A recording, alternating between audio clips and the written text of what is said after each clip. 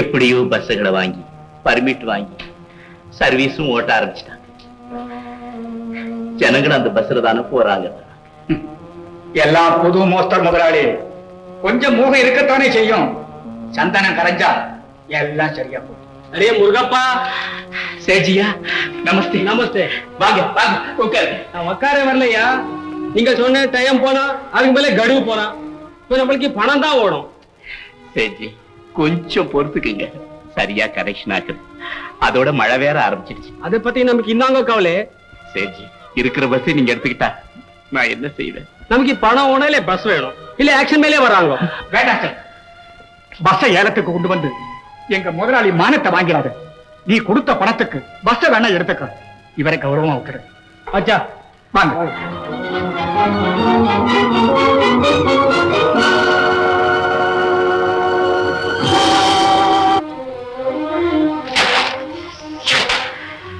தொழிலாளர் கூட்டுறவு பஸ், தொழிலாளர் கூட்டுறவு பஸ். எங்க பார்த்தாலும் அதே பேச்சு, யாரு கேட்டாலும் அதே பிள்ளை.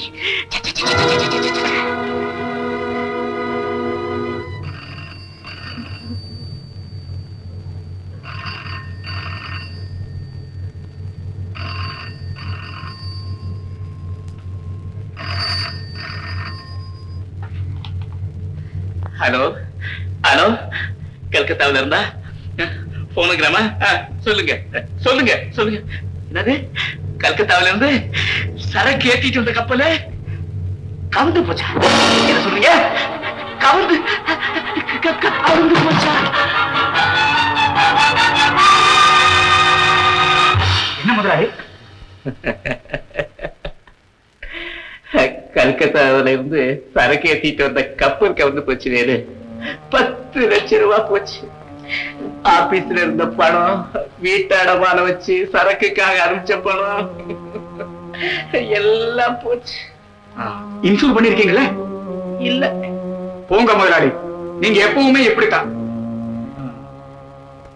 அது போகட்டும், இன்னைக்கு தொழிலாளர்களுக்கெல்லாம் சம்பள நாடு. சம்பளம் சம்பளம்.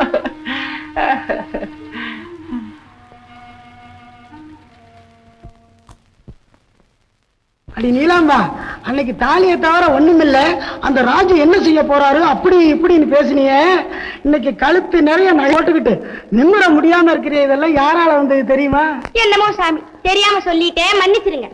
அது மாத்திரம் இல்லடி, தொழிலாளர்களுக்கு காலனி கட்டுறதுக்கு இடம் வாங்கி அதுல வீடு கட்டுறதுக்கு பிளானும் போட்டுக்கிட்டு இருக்காரு. இதுதான் எங்களுக்குன்னு இருக்கிறதான். இதுல தொழிலாளர்களுக்கு ஓரளவு வசதியா வாழக்கூடிய அமைப்பா 2 வரிசையா வீடுகள் கட்டித்தரணும். அதோட குழந்தைகள் விளையாடுறதுக்கு பார்க் வேணும். பள்ளிக்கூடம் கட்டுறதுக்கு இடம் ஒதுக்கி வச்சுங்க.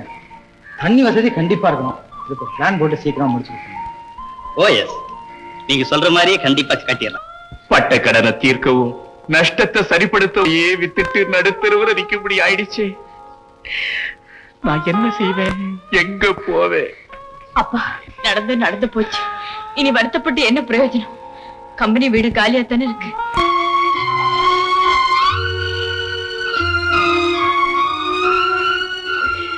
சரி மாமா, நடந்ததை நினைச்சு கவலைப்பட்டு என்னப்பா பிரயோஜனம்?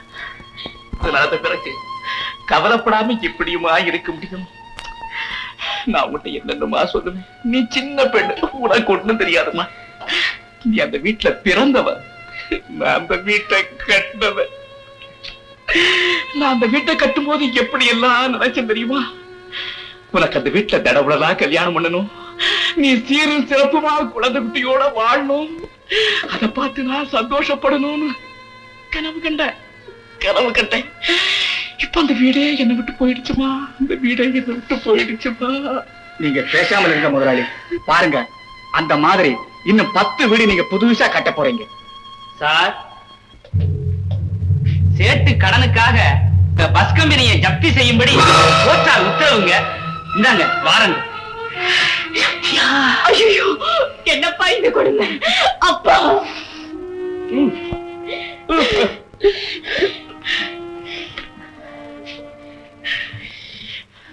சரி, இப்ப இது பஸ் கம்பெனி மட்டும் இல்லைங்க, நான் குடியிருக்கிற வீடே இதுதான். இதுவும் என்ன விட்டு போயிட்டா. ஐயோ கடவுளே, வயசுக்கு வந்த பெண்ணை வச்சுக்கிட்டு நான் எப்படி நடுத்தருவுல நிப்பேன், நான் எப்படி நடுத்தருவுல நிப்பேன். சேச்சி சேச்சி, கொஞ்சம் டைம் கொடுங்க, கொஞ்சம் டைம் கொடுங்க. என் உயிரை கொடுத்தாவது உங்க கடனை கட்டிடுறேன். ஆமா சேச்சி, கொஞ்சம் டைம் கொடுங்க. முதலாளி உங்க பணத்தை கொடுத்துருவாரு. இத்தனை வாட்டியா டைம் கொடுக்கறது? மறுவாட்டி கொடுக்குறாங்க, ரெண்டு வாட்டி கொடுக்குறாங்க. இல்ல உங்க பணம் போதும், நம்ம பணம் போதும். அமீனா, ஜப்தி. தயவு செய்து நீங்க எல்லாம் கொஞ்சம் வெளியில போங்க.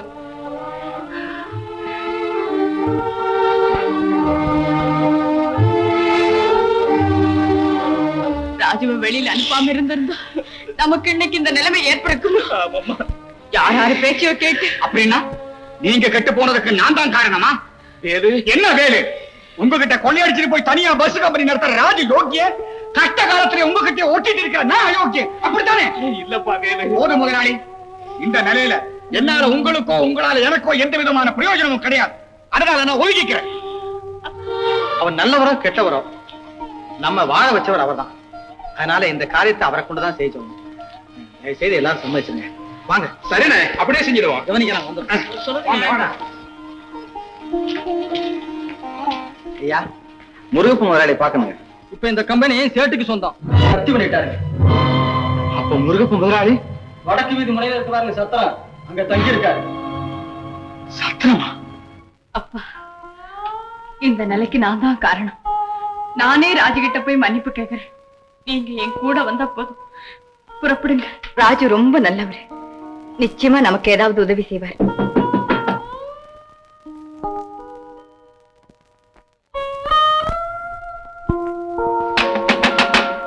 முதலாளி, முதலாளி. அப்பா, ராஜுதான் வந்திருக்காரு. ராஜுவா, இந்த கோரத்துல ராஜு ஒன்ன பார்க்க வேண்டாமா? போமா, உள்ள போ. போமா. முதலாளி,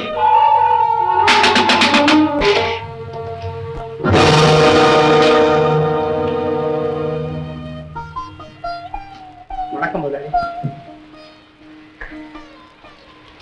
முதலாளி, ராஜு, என்ன முதலாளியும் கூப்பிடாதுப்பா, மோசக்காரன்னு கூப்பிடு. என்ன கோலம் உங்களுக்கா இந்த நிலைமை? ராஜு, எப்போ நீ என்ன விட்டு போறியோ அன்னைக்கு என் செல்வமும் சிறப்பும் எல்லாமே போயிடுச்சுப்பா. அப்படி சொல்லாதீங்க முதலாளி, அப்படி சொல்லாதீங்க. உங்களை விட்டு நான் பிரிஞ்சாலும் நீங்க எப்பவுமே என் நெஞ்சில இருந்து என்ன ஆசீர்வாதம் பண்ணிக்கிட்டே இருக்கீங்க முதலாளி. ராஜு, எல்லாமே எனக்கு தெரியும்பா. நீ எங்க இருந்தாலும் நல்லா இருக்கணும்பா. நீ எங்க இருந்தாலும் நல்லா இருக்கணும். ராஜு, இப்ப நீ எங்கப்பா வந்த? உனக்கு என்ன வேணும்? முதலாளி, நாங்க எல்லாருமா சேர்ந்து எங்களுக்காக ஒரு காலனி கட்டி இருக்கிறோம். யால திறந்து வைக்கணும்னு நாங்க எல்லாருமே விரும்புறோம். என்ன ராஜு சொன்னேன்? நான் வந்து உங்க காலையே திறந்து வைக்கணுமா? இந்த கையாரா? வேண்டாம் ராஜு, வேண்டாம். நீ வளர்பிற, நான் தேய்பிறேன். நீ தொட்டது துறங்குது, என் நிழல் பட்டது கருகுது. இந்த நிலையில நான் வந்து உன் காரணியை திறந்து வச்சு உனக்கு ஒரு கஷ்டம் உண்டாகிறதுக்கு விட மாட்டேன்பா.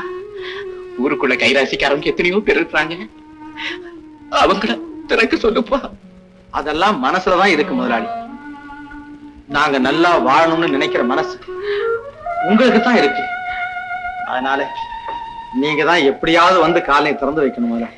ஆமா முதலாளி, நாங்க என்ன தவறு செஞ்சிருந்தாலும் மன்னிச்சு தயவு செய்து நீங்க தான் வந்து காலனை திறந்து வைக்கணுங்க. ஆமா முதலாளி, நான் வந்து திறந்து வைக்கிறேன்.